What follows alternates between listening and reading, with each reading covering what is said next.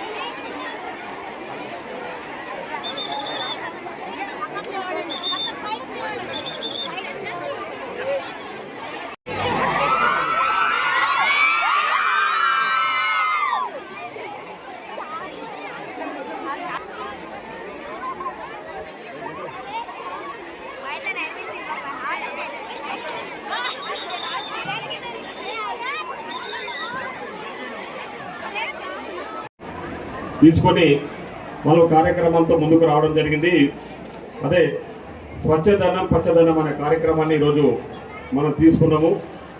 ఆ స్వచ్ఛధనం పచ్చదనం కార్యక్రమంలో ఈరోజు నాతో పాటు ఇక్కడ పాల్గొంటూ ఉన్న ఎంఆర్ఓ శ్రీనివాసులు గారికి, అదేవిధంగా ఎంపీడీఓ శ్రీనివాసరావు గారికి, డిఈ గారు చందు గారికి, ఏఓ అగర్వాల్ గారు, డాక్టర్ శరత్ చంద్ర గారు, ఈఓ శ్రీనివాస్ గారు, సీతానాయక్ గారు, అదేవిధంగా ప్రిన్సిపాల్ ఊరిలో మేడం గారు, అదేవిధంగా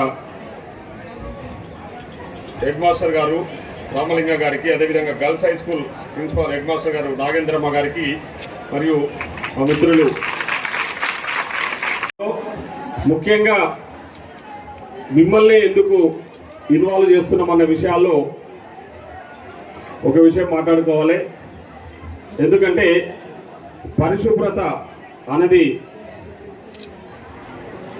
ముఖ్యంగా మీ నుంచే స్టార్ట్ కావాలనే ఆలోచనతోన ఈరోజు విద్యార్థులు, తెలంగాణ రాష్ట్రంలో ఉన్న యావత్ విద్యార్థి లోకాన్ని ఈ కార్యక్రమంలో భాగస్వామ్యం చేయాలని చెప్పేసి ఈరోజు ప్రభుత్వం ఒక నిర్ణయం తీసుకొని మిమ్మల్ని, అదేవిధంగా చాలామంది అధ్యాపకులు కూడా ఉన్నారు, వాళ్ళందరికీ కూడా కృతజ్ఞతలు.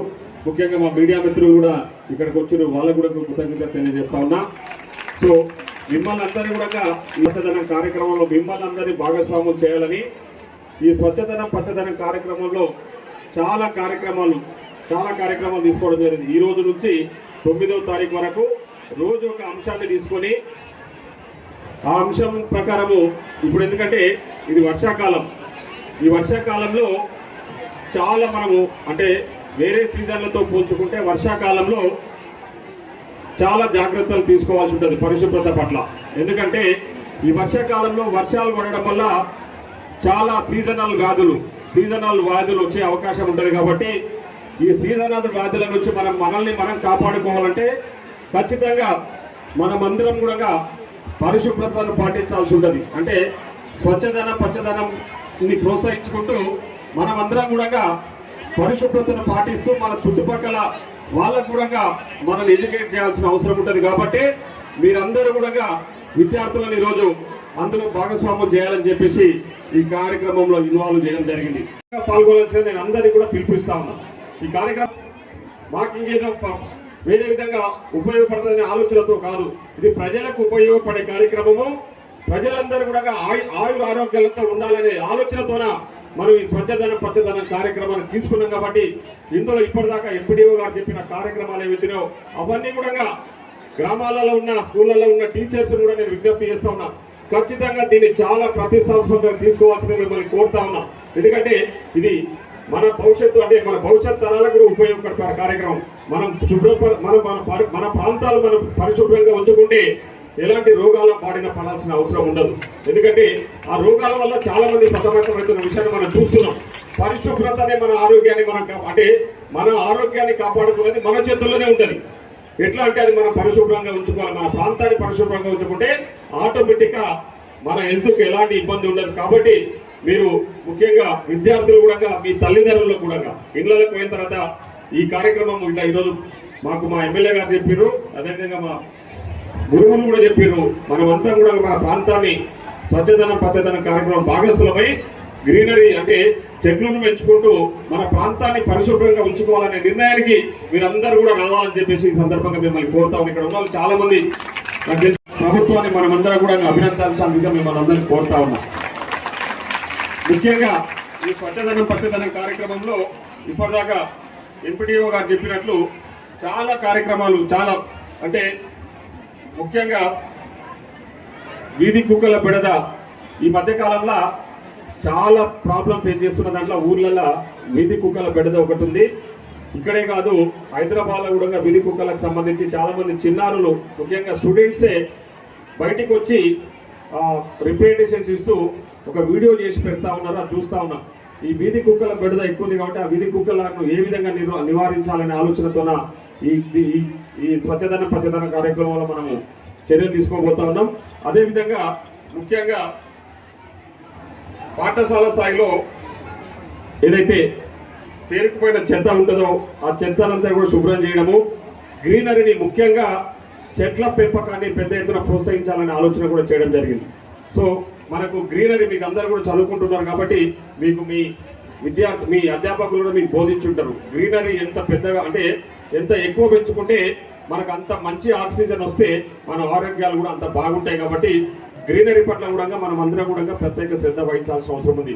మీరు మీ ఇంటి చుట్టుపక్కల మీ ఇంట్లో ఖచ్చితంగా ఈ గ్రీనరీని ప్రోత్సహించాల్సి ఉంటుంది. మీ దగ్గర మీ ఇంటి ముందర ఏదైనా ప్లేస్ ఉన్నా కూడా ఖచ్చితంగా గ్రీనరీని ప్రోత్సహించే విధంగా చెట్లు నాటే కార్యక్రమాన్ని మీరంతా మీరు స్వచ్ఛందంగా తీసుకోవాలని చెప్పేసి ఈ సందర్భంగా మిమ్మల్ని విజ్ఞప్తి చేస్తా ఉన్నాం. నాకు తెలిసి ఇక్కడ మేజర్గా ఇక్కడ ఉన్న వాళ్ళు గవర్నమెంట్ స్కూళ్ళలో చదువుకున్న వాళ్ళు, గవర్నమెంట్ కాలేజ్ గవర్నమెంట్ స్కూళ్ళలో చదువుతున్న వాళ్ళు అనుకుంటా. ప్రైవేట్ స్కూల్ నుంచి వచ్చిరు చాలా తక్కువ మంది ఉంటారు నాకు తెలిసి. గవర్నమెంట్ స్కూల్లో మేడం చెప్తా ఉన్నారు. పాపం మేడం చాలా నేను ఎమ్మెల్యే అయినప్పుడు చూస్తున్నా ఎప్పుడు కూడా ఎడ్యుకేషన్ పట్ల నాకు ఎప్పుడు కలిసిన ఏదో ఒక సమస్య లేదు సార్, మా పిల్లలకి ఇది కావాలి మాకు ఇది కావాలని అడుగుతాను. అదేవిధంగా ఈరోజు మార్నింగే మా కాలేజ్ ప్రిన్సిపాల్ గారు పొద్దున్నే వాళ్ళు వంట చేసుకోకుండానే నా దగ్గరకు వచ్చారు. 8 గంటలకి నా దగ్గరకు వచ్చి సార్ మా కాలేజ్లో స్టాఫ్ తక్కువ ఉన్నారు, స్టూడెంట్స్ ఏమి ఎక్కువ ఉన్నారు, అదేవిధంగా చింతకుంటలో జూనియర్ కాలేజ్ శాంక్షన్ చేయించి కానీ స్టాఫ్ లేదని చెప్పేసి పొద్దున్నే సమస్యల కోసం అంటే మీకోసం మీ భవిష్యత్తు కోసం ఈరోజు గవర్నమెంట్లో పనిచేస్తున్న లెక్చరర్స్ కానీ టీచర్స్ కానీ కష్టపడతా ఉన్నారు.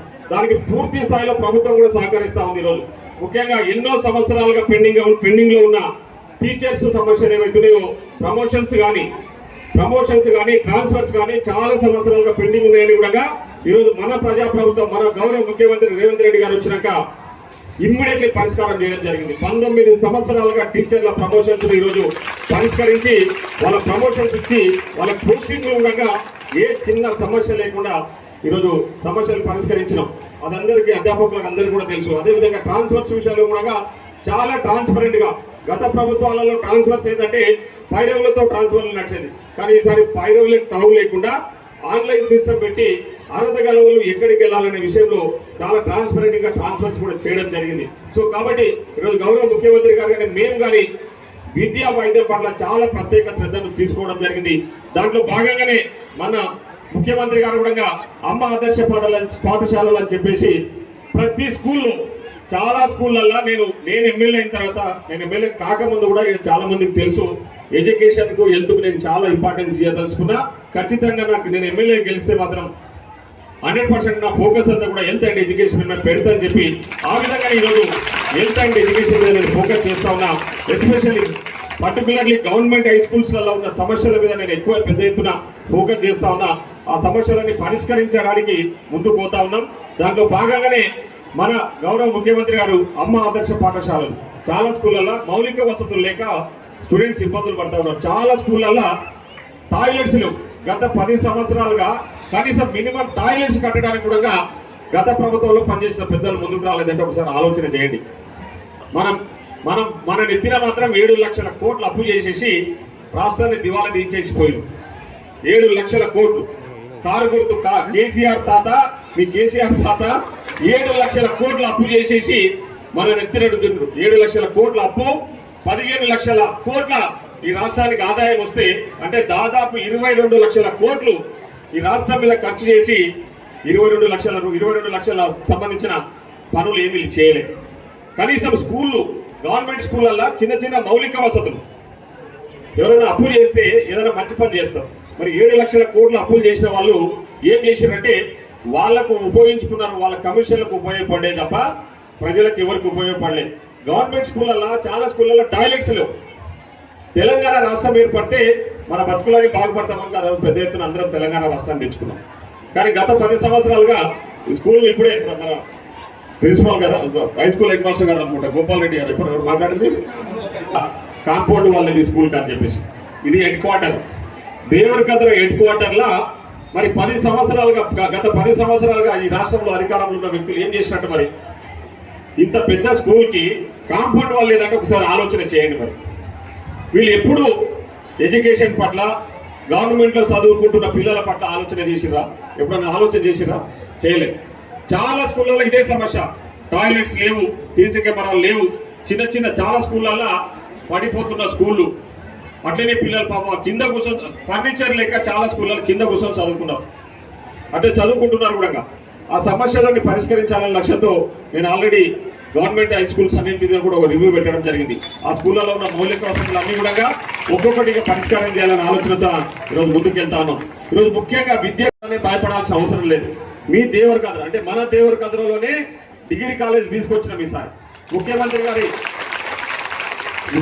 దగ్గరికి వెళ్ళి డిగ్రీ కాలేజ్ నేను పర్సనల్గా దగ్గరికి వెళ్ళి అన్న మా నియోజకవర్గంలో డిగ్రీ కాలేజ్ లేదు, ఎస్పెషల్లీ డిగ్రీ కాలేజ్ హెడ్ క్వార్టర్లో డిగ్రీ కాలేజ్ లేదంటే ముఖ్యమంత్రి ఒక్క నిమిషం కూడా ఆలోచించకూడదు. Degree college with building permission with బిల్డింగ్తోన శాంక్షన్ చేయడం జరిగింది.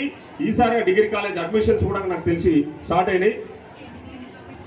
50 మంది ఆల్రెడీ 50 అంటే మనం లేట్గా స్టార్ట్ అయినాయి కాబట్టి ఈసారి 50 మెంబర్స్ ఆల్రెడీ అడ్మిషన్ తీసుకున్నారు. క్లాసెస్ కూడా రన్ అవుతున్నాయని చెప్పేసి చెప్తా ఉన్నారు. సో వచ్చే సంవత్సరానికి మీకు డిగ్రీ కాలేజీ ఇక్కడ ఫుల్ ఫ్లెడ్జెడ్ అంటే బిల్డింగ్తో కూడుకున్న డిగ్రీ కాలేజు విత్ స్టాఫ్ ఖచ్చితంగా ఏర్పాటు చేస్తామని కూడా ఈ సందర్భంగా మీకు హామీ ఇస్తా ఉన్నాం. కాబట్టి దేవరకద్ర నియోజకవర్గంలో ఉన్న స్టూడెంట్స్ ఎవరైనా సరే ఇంటర్మీడియట్ తర్వాత అయ్యో మేము మహబూబ్నగర్ పోయి హైదరాబాద్ పోయి ఎట్లా చదువుకోవాలి, మా ఆర్థిక పరిస్థితి కూడా అంతంత మాత్రమే కానీ బాధపడాల్సిన అవసరం లేదు.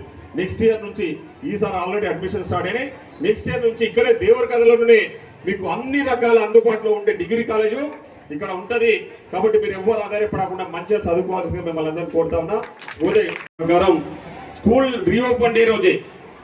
రీఓపెన్ అయిన రోజే మీకు అందరు కూడా యూనిఫామ్స్ బుక్స్ ఇచ్చిన మొదటి రోజే ఇచ్చిన మీకు అందరు కూడా తెలుసు ఈరోజు.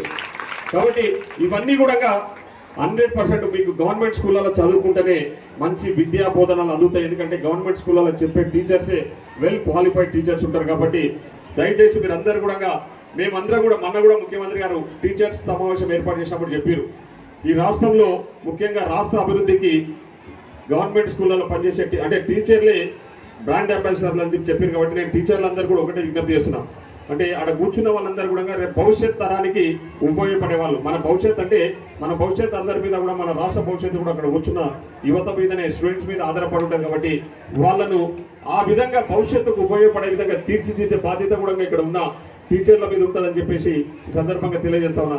అదేవిధంగా నాకు కారణం నేను మంచిగా చదువుకున్నా, మీలాగా గవర్నమెంట్ స్కూల్లో చదువుకున్నానే. ఈరోజు మన ముఖ్యమంత్రి గారు ఎవరు? రేవంత్ రెడ్డి గారు కూడా గవర్నమెంట్ స్కూల్లో చదువుకున్న వ్యక్తే, నేను కూడా గవర్నమెంట్ స్కూల్లో చదువుకున్న వ్యక్తినే. కాబట్టి నేను ఒకటే విజ్ఞప్తి చేస్తున్నా, మంచిగా చదువుకొని మీ తల్లిదండ్రులకే కాదు మీ ప్రాంతానికి కూడా మీరందరు పేరు తీసుకురావాలని చెప్పేసి, మీకు చదువు కావాల్సిన ఏ అవసరాలున్నా ప్రభుత్వ పరంగా ఏ రకమైన అవసరాలున్నా కూడా మేము చేయడానికి ఏర్పాటు చేయడానికి సిద్ధంగా ఉన్నామని చెప్పేసి తెలియజేసుకుంటూ మరొకసారి ఈ కార్యక్రమం పాల్గొన్నందుకు మీ అందరికీ కూడా తెలియజేస్తా ఉన్నా. ధన్యవాదాలు.